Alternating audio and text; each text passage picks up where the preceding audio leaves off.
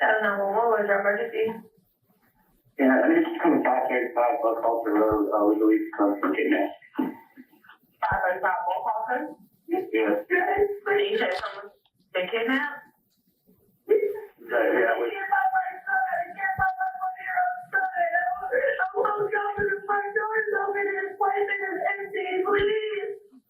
Your 1-year-old son? At first, it sounded like every parent's worst nightmare. A child gone without a trace. But what investigators would uncover in the hours and days that followed would completely change the direction of the case. On October 5th, 2022, a 20-month-old boy named Quinton Simon was reported missing. According to his mother, Leilani Simon, all 3 of her children were inside the house when she went to bed the night before, but when she woke up that morning, the front door was open and Quinton was gone. She told police she had last seen him just hours earlier, sleeping in his bed. There were no signs of forced entry, nothing inside the home appeared disturbed, and none of his belongings were missing. Initially, officers treated it as a missing child case, but that assumption didn't last long, because the more they looked at the scene, the less it fit that explanation. There was no clear way for a child that young to leave the house on his own, and there was no evidence that anyone had broken in. From that moment on, the focus of the investigation began to shift towards the people inside the home. But to understand what happened that night, you have to understand who Quinton Simon was and what his life looked like in the months before he disappeared. Quinton Simon was born on January 8, 2021 in Hinesville, Georgia. People who knew him described him as a happy and energetic child, someone who was always moving, always engaged, and always looking for attention. He loved cartoons, music, and being around people. He smiled often and reacted to everything around him with curiosity and excitement. Quinton lived in Savannah, Georgia with his mother, Leilani Simon, her boyfriend, Danny Youngkin, his siblings, his uncle Paul Simon, and his grandmother, Billie Joe Howell. At that stage in his life, he was still learning to move confidently on his own. He was completely dependent on the adults around him for care, protection, and safety. He had no way to ask for help if something was wrong, and no way to understand what was happening to him. That made him especially vulnerable to whatever was unfolding inside the home he depended on. Despite appearing like a typical family setup on the surface, the situation inside that home was far from stable, and there were ongoing issues that had been building for months. Leilani had a history of substance abuse, and in late 2021, she had been arrested for theft. Because of that, she lost legal custody of her 2 children, including Quinton, and custody was transferred to her mother. However, despite losing custody, she continued to live in the same house with the children, which meant she was still involved in their day-to-day care. This created a complicated and tense living situation. Her relationship with her mother had already been strained, and by September 2022, it had escalated further. Police were called to the house following an argument between them, and the very next day, her mother filed for eviction. Not long after that, the court ordered Leilani to begin paying child support for the children. Financial stress was increasing, the household environment was unstable, and in the days leading up to October 5th, those pressures continued to build. October 4th, 2022 started off like a normal day. In the morning, Leilani Simon and her boyfriend left for work early, dropping all 3 children off at the babysitter's house. They clocked in around 6 a.m., but less than 2 hours later, they left again. Leilani had been experiencing tooth pain, and that became the reason for cutting the workday short. She went to have a tooth removed, and the rest of the day was spent running errands before they returned home later in the afternoon. By around 4:30 p.m., the children had been picked up, and everyone was back at the house. Nothing about that part of the day stood out. There were no reported issues, no unusual behavior, and nothing that suggested what would follow just hours later. That night, according to Leilani, she put the children to bed as usual, and she later told investigators that the last time she saw Quinton was around midnight, asleep in his bed. On October 5th, Leilani's boyfriend woke up to get ready for work around 5 a.m. He tried waking her up multiple times, but she didn't respond. Instead, he decided to leave the house quietly, letting her stay home with the children instead of taking them to the babysitter. At 5:20 a.m., he texted the babysitter to let her know the children would not be coming that day, and then he left. At that point, according to the timeline investigators later built, Quinton Simon was still believed to be inside the home. Several hours passed before anything changed. Then, at 9:14 a.m., Leilani Simon called her boyfriend and told him that something was wrong. She said she had just woken up to find the front door open and Quinton was missing. The call lasted over 20 minutes, but during that entire time, no one contacted the police. Instead, the next person to get involved was the babysitter, who received a message asking if she'd seen Quinton that morning. Confused and concerned, she went directly to the house to see what was happening. What she walked into didn't feel like an emergency. She later described seeing people standing around, but no one was actively searching. No one was checking the yard, no one was looking down the street, and no one was calling out his name. Most notably, she said, Leilani did not appear to be reacting the way she expected. She was not crying or panicking, she was just walking around. At that point, the babysitter pushed for someone to call the police, and only then, at 9:54 a.m., roughly 40 minutes after Leilani said she realized Quinton was missing, was the call finally made. When officers arrived, they began asking basic questions, but almost immediately, things didn't sit right.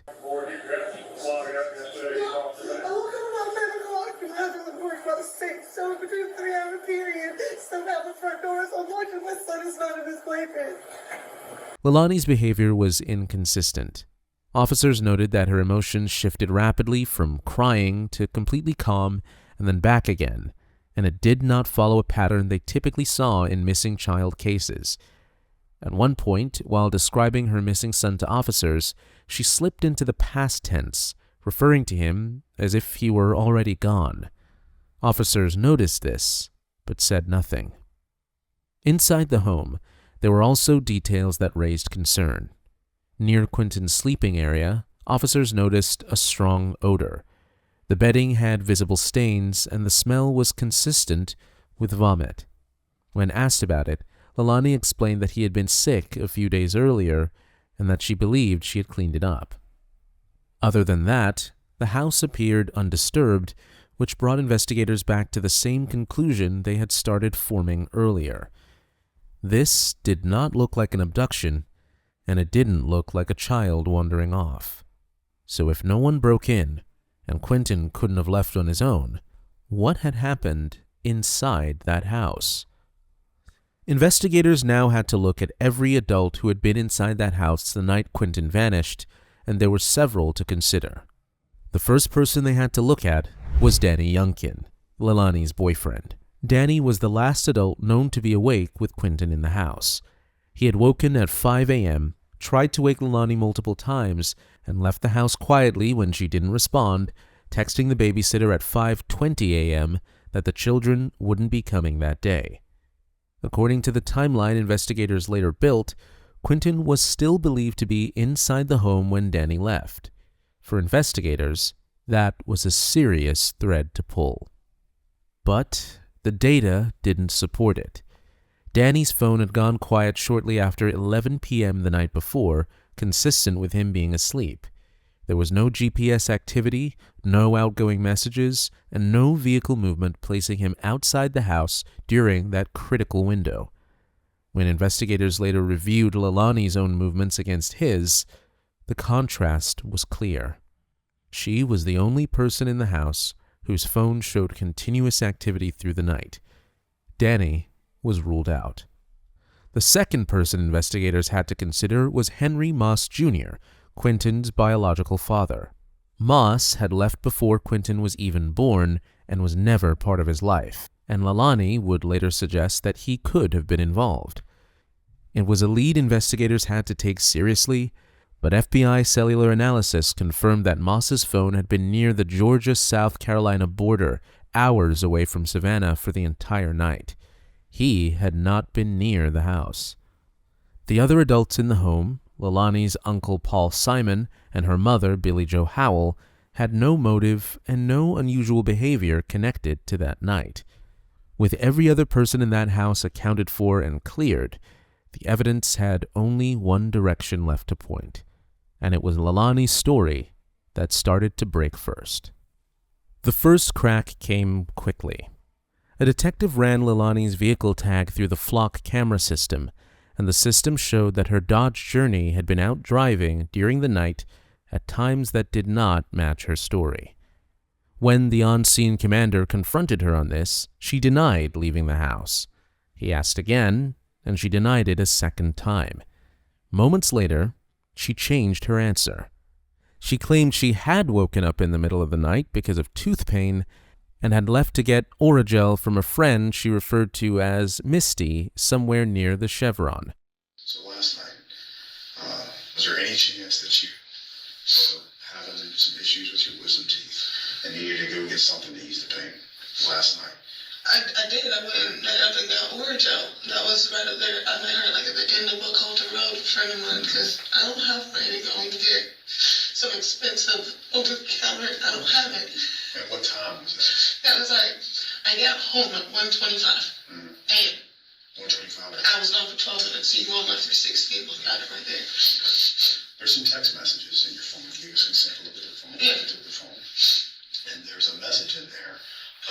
It's an outgoing message from you that says turning on 2 4. And that's at 10:40. Yeah. 10:40 p.m.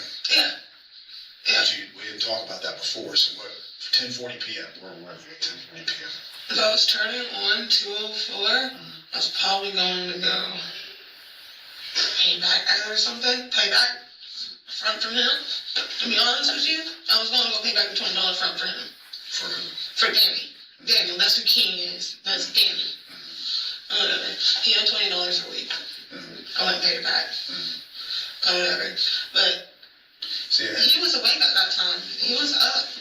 He was awake at that time. Quentin had just went to sleep. He had stopped all the crying and all that stuff. And that's why I left, because he went to sleep at 10:30. You know, and it only takes him 12 minutes to get to a 4. If he takes 16.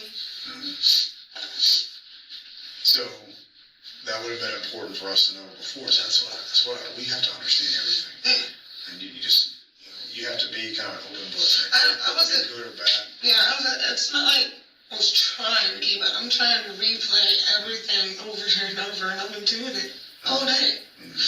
All day. I forgot about that. That was not on my mind. My mind is, this is where I went, this is what I did, this is the last time I see my son, and I need him here now. And you mentioned he was crying a lot. Yeah, he was done. Was that abnormal? No, it's not like crying. Like, it wasn't crying. He does, talking to himself, a constant baby talk. It's almost like he's singing to himself. That was the first version of the story, and it would not be the last. When investigators actually reconstructed what happened the night before, the picture that emerged was very different from anything she had described. Leilani's relationship with Danny had been deteriorating for months. Text messages recovered from her phone revealed an unbroken string of complaints, accusations, and desperation stretching back to July 2022. On the night of October 4th, that tension resurfaced.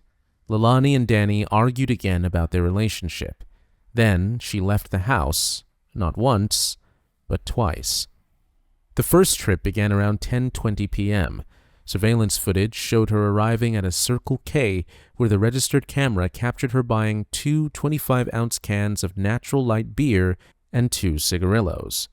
From there, she drove to a house on Arkwright Lane, just off Highway 204, the home of her drug dealers Timothy and Craig Weston. two cousins who had both been arrested for narcotics sales. At 10:49 p.m., while her phone GPS placed her at that address, she made an $80 Cash App payment to Timothy Weston. But Craig was not home that night, so Leilani returned home around 11:10 p.m. What happened next was not seen by any witness. It was captured in data. The home's ADT security system recorded every time a door opened or closed. At 1 a.m., the living room door opened, the door furthest from where Danny was sleeping, and the least likely to wake him up. 3 minutes later, it closed, and that door had only been used 8 times in the entire week. Phone forensics told the rest of the story. At 1:02 a.m., Leilani's phone camera turned on briefly and then off. Around the same time, the flashlight activated twice, each time for about 10 seconds. At 1:13 a.m., the phone was plugged into the car's USB charger, indicating she was on the move. Surveillance cameras at the Azalea Mobile Home Park captured a vehicle matching her Dodge Journey entering the complex at 1:17 a.m. It looped through the park before pulling up to the community dumpsters, where it sat for about 2 minutes before driving away. By 1:26 a.m., Leilani was home. Her phone was locked at 2:01 a.m. and remained locked until 9:13 a.m. when she woke up. As for the front door she claimed to have found open when she woke up, the ADT system showed it had not been opened until 9:22 a.m., 8 minutes after she had already called Danny to tell him it was open. The evidence was now pointing in one direction, and every story Leilani told only made it clearer. Over the following days, investigators dismantled her accounts piece by piece. They tracked down the woman Leilani called Misty, whose real name was Melissa Missy Bray. Bray told them she had not seen Leilani in months. Their last contact had been in July 2022 over a borrowed gas can. There had been no call, no text, and no meeting that night. The Chevron's own cameras confirmed that Leilani had never stopped there. She had driven right past it. On October 8th, an FBI agent flown in from Quantico confronted Leilani with the surveillance footage and the Missy Bray interview. Even then, she insisted the Oragel story was true. I don't know, and I know you know where Quentin is. I don't know where he is. Right. I don't know where he is. And here's why I know, right? Because the story that you already told, law enforcement, that you've got that story in your mind, and you've been rehearsing it quite a while. I mean, you were like spot on what you told the other people, right? And we've already analyzed data. There's 360, right? Your cell phone data, right? Where you been, right? And there's inconsistencies who you talk to, right? Okay. Okay. All right. So we know you didn't go to the Chevron station. That was on the 360 shows where I pulled in that one around. No, you didn't.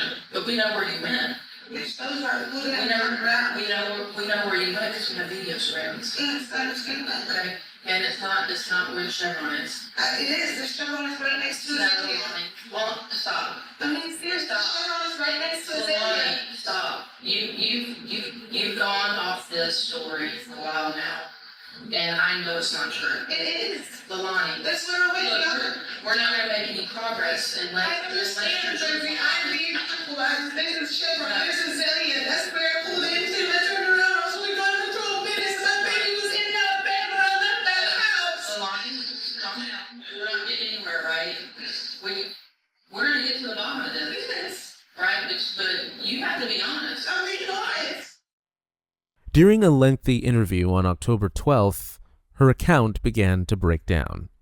She admitted that she had never met Missy, and she also admitted to significant drug use that night, including cocaine, Percocet, and marijuana. Then, for the first time, her story shifted in a more critical way. Leilani acknowledged throwing something away at the Azalea dumpster, but she claimed it was just trash. A bag of old shrimp pasta that had been sitting in the car. She described opening the bag, smelling it, tying it back up, and tossing it into the dumpster with one hand. When investigators pressed her, why open the bag and smell it before throwing it away, she had no answer. There was another problem. She claimed the bag had weighed about 30 pounds. A bag of spoiled pasta would not weigh that much, and lifting something that heavy with one hand, as she described, would be difficult. As the explanation continued to fall apart, her focus shifted to other people. On October 24th, the same day she gave a television interview pleading for Quinton's safe return, Leilani texted the FBI blaming Danny for everything. I'm here, I've been here every day since this. I am not running and I'm not hiding. And if something does come up that I am at fault, I will take myself to that police station. Every day that goes by, it's less tears and more anger, not knowing what's happening, if that's even understandable. You wake up every day angry, hoping that you're going to get a phone call, and that phone call just doesn't come. We want something great to come out of this, but mostly we want him not to be found in that landfill. We want him found happy and alive. We want him back in our arms, holding us. That's what we want. We're just hoping that he's in somebody's house and they're feeding him, and they were hoping that, maybe they wanted a baby or couldn't have a baby. Maybe they thought they were his savior. But it's not. That's their best hopes at this point. She repeated that accusation on October 31st, but investigators had already cleared Danny. His phone data, his inactivity through the night, and the absence of any evidence placing him near the dumpster had all been established. A wiretap captured Leilani contradicting that story on the very same day she first made it. At one point, she also suggested that Henry Moss Jr. could have been involved. As investigators had already confirmed, FBI cellular analysis placed Moss's phone hours from Savannah for the entire night. With every alternative ruled out, investigators turned back to Leilani. On her phone, they found a search from October 1st, 2022 at 1:10 a.m. which read, "Is it common for a mother to have resentment or even anger towards her child because of the father or another reason?"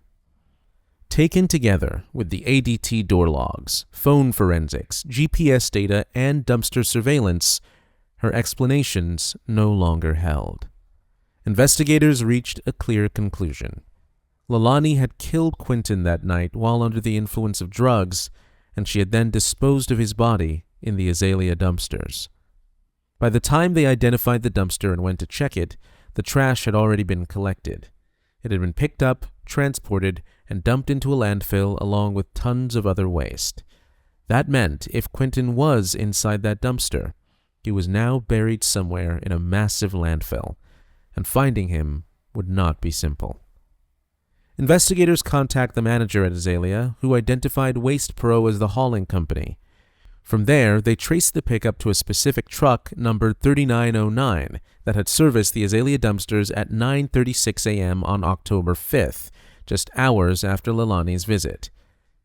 GPS records mapped the truck's route from Azalea to the Waste Management Superior Landfill on Little Neck Road. The landfill's senior manager identified the exact area where that load had been deposited, and investigators asked him to immediately stop placing new waste in that section. What followed was one of the most difficult search operations in the case. Teams of 20 to 40 law enforcement officers worked through layers of compacted trash, raking through every section piece by piece, day after day. Then, on November 18th, 2022, the final search day before the Thanksgiving break, everything changed. Later that night, an officer working a line stopped. She had spotted the top half of a skull. Over the next 5 to 6 hours, additional remains were located across multiple search areas. Investigators recovered bones, a severed foot, and a section of skin. Weeks of compaction had scattered the remains across the site. DNA testing at the FBI laboratory in Quantico confirmed that the remains belonged to Quinton Simon.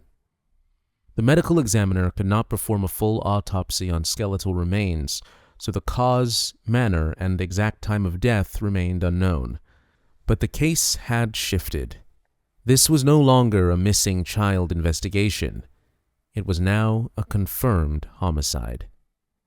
Months before Quinton ever went missing, in August 2022, Leilani had recorded a video on her phone that investigators would later describe as a digital suicide note. Mom is not here no more because she doesn't love you. I do. I can't love myself.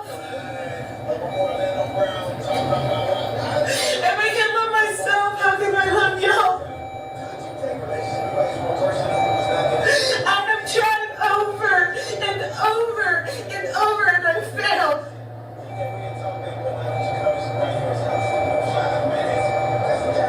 I scream for help, and I don't get it. You are such a beautiful little girl. I wish I could watch you grow up. I wish I could hold you for your first heartbreak, because my mama didn't.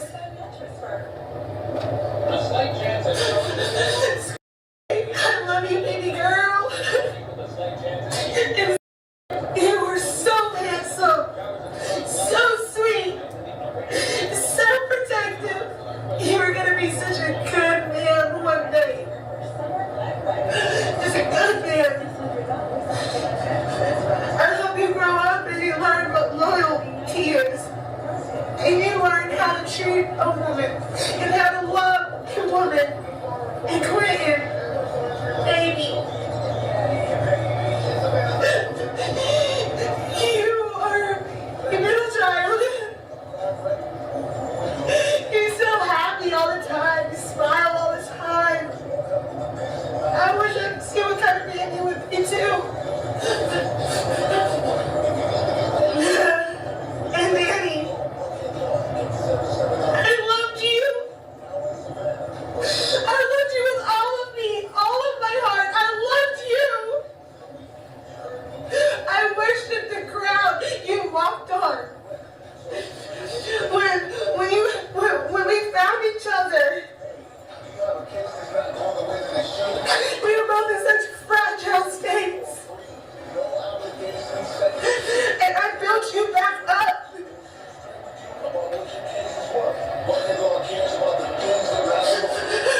I would do anything for you. But during this time that I was building you back up, you were doing things that would eventually tear me back down. Unlimited data, Wi-Fi included, and a free standing box. And even now, after everything that I think has been brought to the light, hopefully it was everything, right? Even now, you look at me with the same look in your eyes that you have when you talk about Caitlin. I don't hear the love in your voice anymore. I don't feel the love in your touch anymore. And I definitely don't see the love in your eyes anymore. And you truly loved me like you claimed you did. You wouldn't have done all that. Even when I was carrying your child and hating myself every day, crying myself to sleep every night because you did not want to have with me. You did not want to love me. You just did not want me. And I wanted you. I wanted you. I wanted you more than life itself. But you've proven that it was only one way. That feeling was only one way. That love, that loyalty, it was all one way.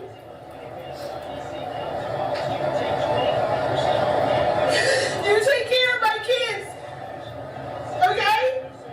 You couldn't take care of me. You couldn't love me. You couldn't do me right. So please, for the love of God, do my kids right.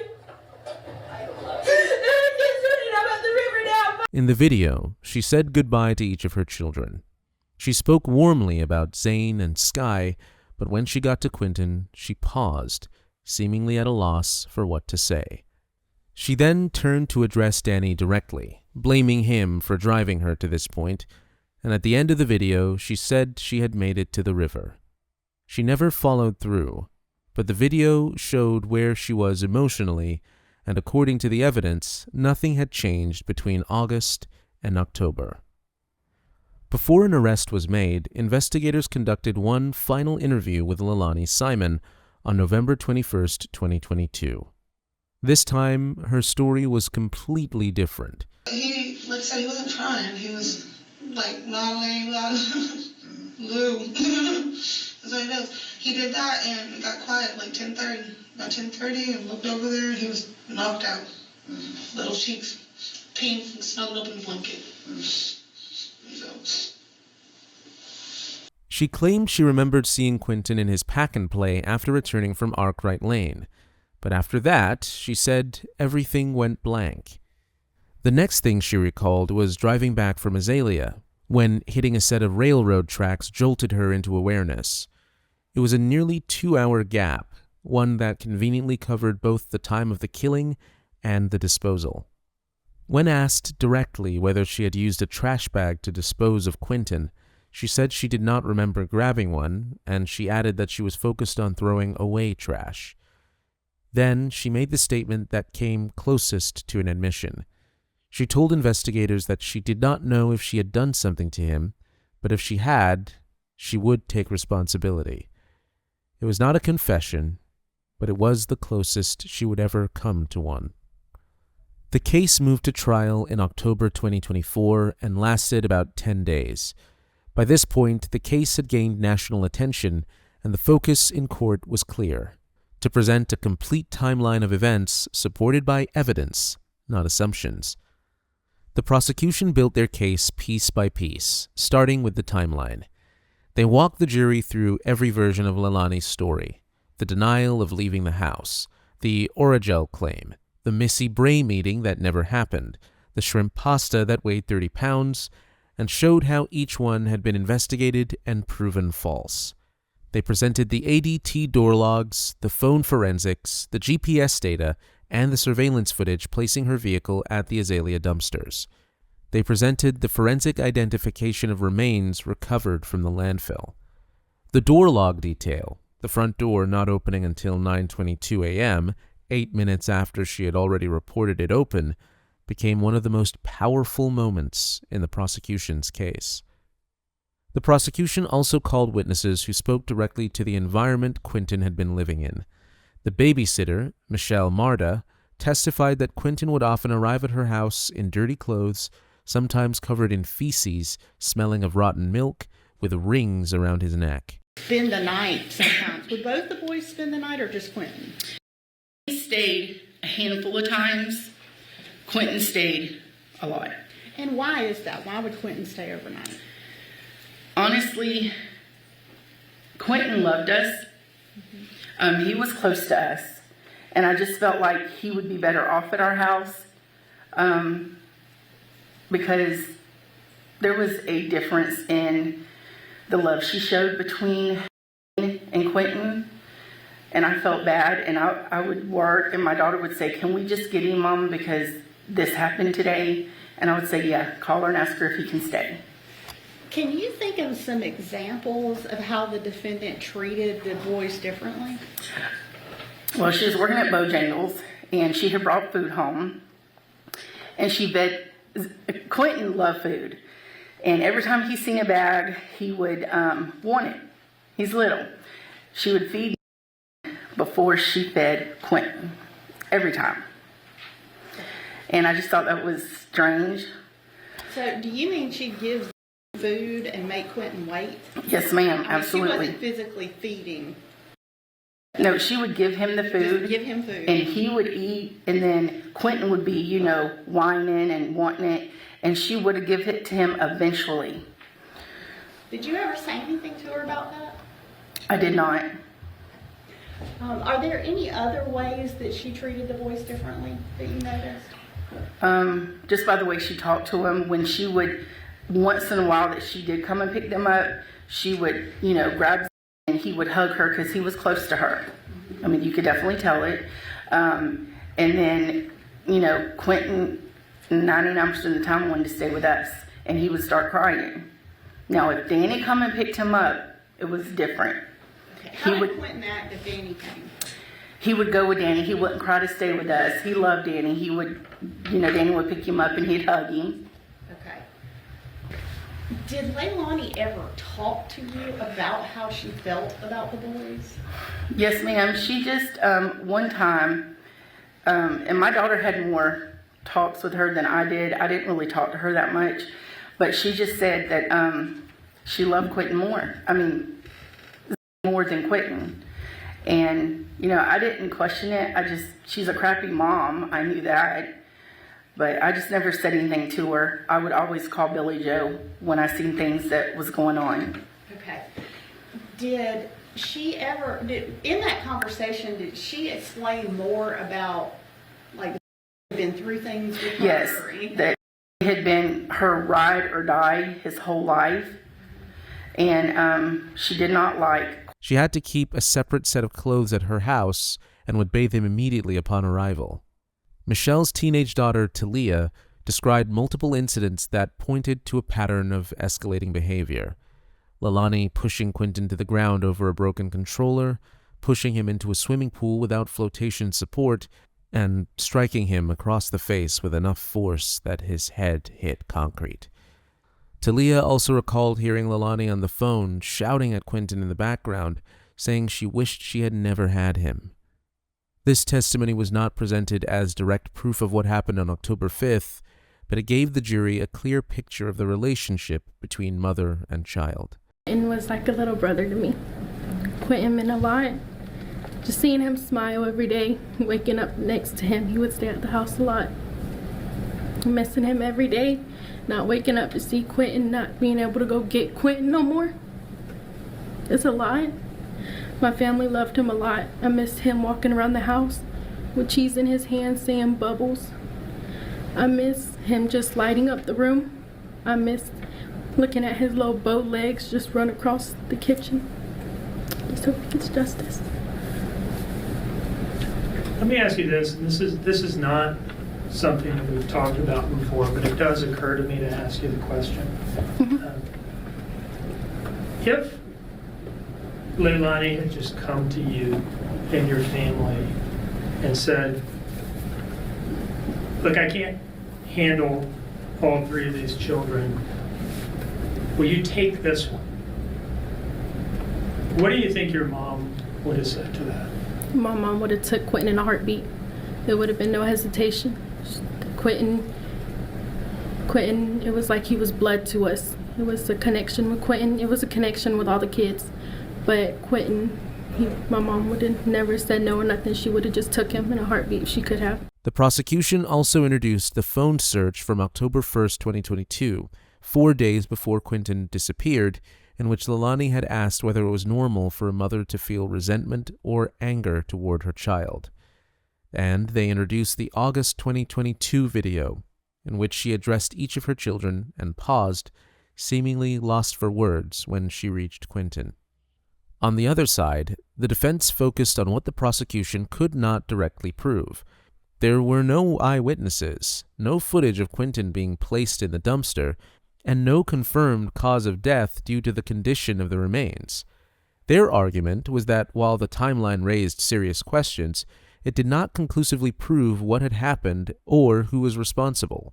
They pointed to Danny Youngkin's own drug use that night and his early inconsistencies, suggesting that the prosecution's focus on Leilani did not mean other explanations had been truly exhausted. They argued that a circumstantial case, however detailed, was not the same as direct proof. But those arguments struggled against the consistency of the evidence, because while there was no single defining moment captured on camera, every piece of data, the door logs, the phone records, the GPS, the surveillance footage, the failed alibis, pointed in the same direction. The jury deliberated briefly. On October 29, 2024, they returned a verdict. Guilty on all 19 charges. Those charges included murder, concealing the death of another, and making false statements to law enforcement. Reached a verdict. Yes, we have. Was it unanimous? Yes, it was. We, the jury, find as follows: malice murder. We find the defendant guilty. Count 2, felony murder. We find the defendant guilty. The decision made clear that the jury believed the prosecution's case, that the timeline, the contradictions, and the evidence together told one coherent and conclusive story. Clearly, little Quinton Simon's life and death impacted many, many individuals, but also the community at large. May there be peace somehow. Leilani Marie Simon, the court sentences you as follows: life with the possibility of parole plus 10. On November 21st, 2024, Leilani Simon was sentenced to life in prison with the possibility of parole, along with additional time for false statement charges. The sentence closed the legal chapter of the case, but it didn't answer every question, because the exact details of what happened inside that house during the night were never directly witnessed by anyone outside of it. At the center of this case was never just the investigation, the trial, or the outcome. It was Quinton Simon, a 20-month-old child who depended entirely on the people around him, a child who, by every account, was active, expressive, and full of energy. He was at the stage of life where everything was new, where simple things like music, movement, and attention meant everything. He liked cartoons, he reacted to sounds, he smiled easily, and like any child his age, he trusted the environment he was in completely. There was nothing he could have done differently. There was no way for him to understand what was happening, and no way for him to protect himself from it. By the time investigators confirmed what had happened, much of the physical evidence had already been lost. Only partial remains were ever recovered, and many details of that night were never fully reconstructed. But through the investigation, the timeline, and the trial, responsibility was established, and it led back to one person. Because in the end, this was not just about proving a case. It was about a child whose life ended before it had the chance to fully begin. Quinton never got that chance.